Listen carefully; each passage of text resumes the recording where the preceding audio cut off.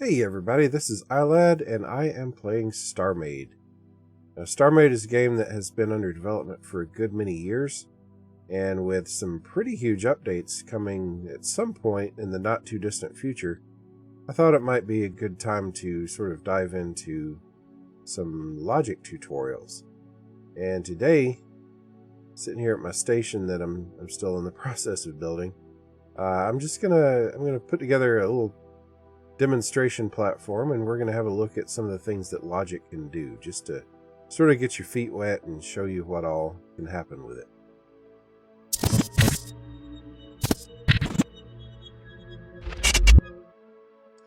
Alright, so what can logic do? Well, in its simplest state, there are two types of logic controls. There are buttons and there are activation modules. Buttons switch on and switch themselves off again. Activation modules switch on and don't change state until you switch them off again.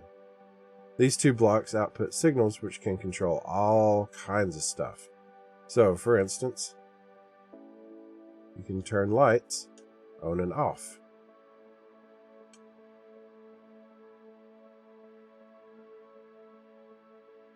As of a very recent update, you can control gravity modules with them.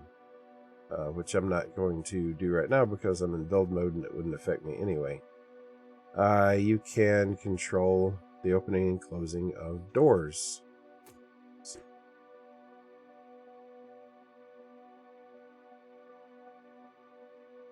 And of force fields.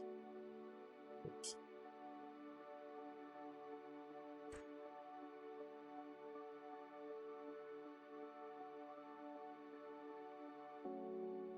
You can control weapons and utility blocks.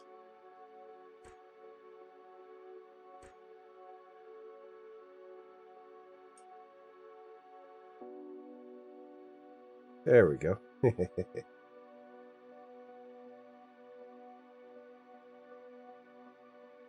And you can control whether or not factories are working. And the same goes for storage. So now it's off, and now it's on. You start getting into some very complicated uses of logic when you start getting into controlling entities moving on rails. But there's a lot of different movements you can do.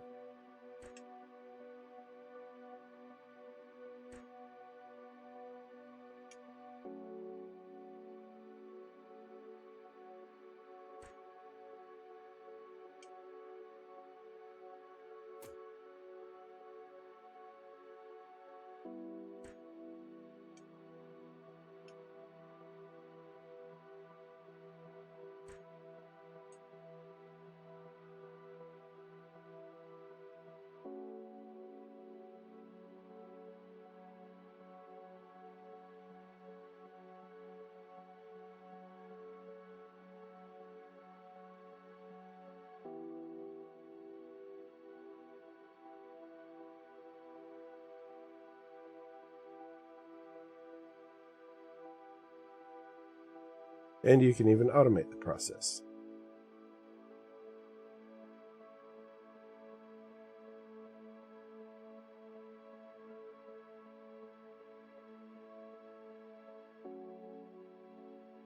So then, how do you connect buttons and activators to pretty much any of that stuff? Well, the answer is in the C and V keys. So when you have a block down that can be connected to something else, you aim at it and you press C, and then any block you place down after that, if it can be connected to it, will have a purple box around it. After blocks are already down, if you want to connect them or disconnect them, you highlight the original block with C, and then V to connect or disconnect. Yeah? And so when they're connected, any output signal from this one is going to affect the connected blocks as well. By the way, the activation is done with the R key, which you can see on the pop-up tooltip under my crosshair there. So I can do this with lights.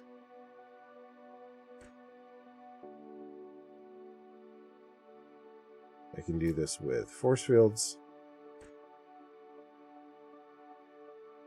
I can do it with pretty much any of the stuff I just showed you. Again, C to get something started, and V to connect it. So C, V, or disconnect, either one.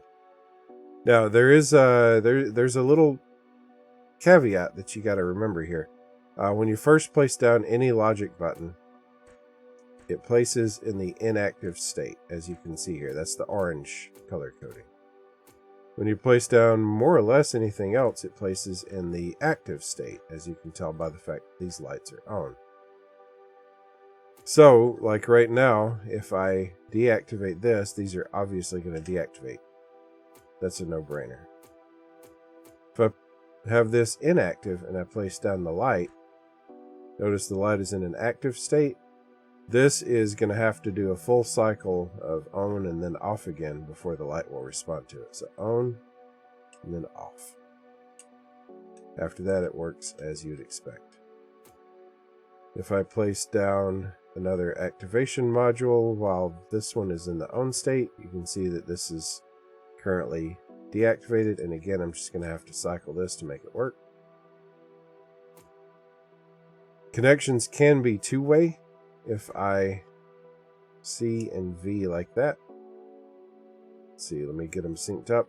Now, if I hit the activation key on this one, it's going to work, or I can do it from this end as well. This is very useful, for example, in making door controls, where you want them both to have the same effect. You don't want them getting in conflict with each other. You can just link them in both directions. So on either side of the door will either open or close.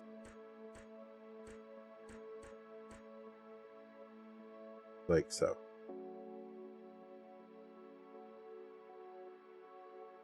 See? Pretty straightforward.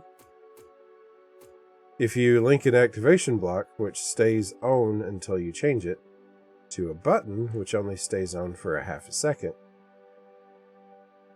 you get this interesting situation where you can have an activation module self-deactivate. Really what's happening is that it's sending an on signal to the button. The button waits for half a second, then sends an off signal back to the activation module.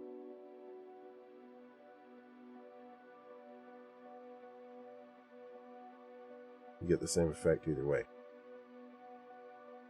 Or activation module, let's see, let me start from scratch so you see what I'm doing here. Activation module not connected to the button, but the button connected to the activation module. The activation module will now stay on as you like. The button can function as a reset to reset it back to the off state, no matter what state it was in originally. Yeah? So that's your basic stuff. Now in my next video, I'm going to go over the actual logic gates that you can use these with. And this is where things get much, much more complicated. Just to give you a quick taste of what that's going to be like, I can set, let's see, I can set these to an AND signal, which will only turn on this light if both buttons are on at the same time. It's going to be a neat trick because, as you can tell, I'm going to have to activate both buttons within that half second time. There we go. It's not a lot of time, actually. But there you go. There are a lot more things you can do with that. You can set the AND to a NOT to invert its signal.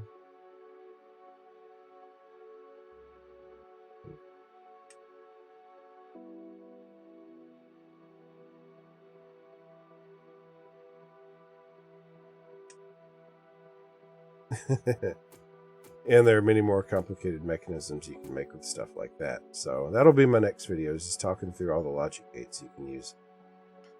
So now that you've seen some of the things that logic can do, I hope you're excited to see my upcoming series of videos where I poke through different logic systems and just kind of explain how to use them, what the possibilities are, and introduce you to the great and fascinating world of Starmade logic. Thank you guys so much for watching. If you enjoyed this video, please consider subscribing to the channel, and I'd love to see you back for more. Thank you guys so much. Bye-bye.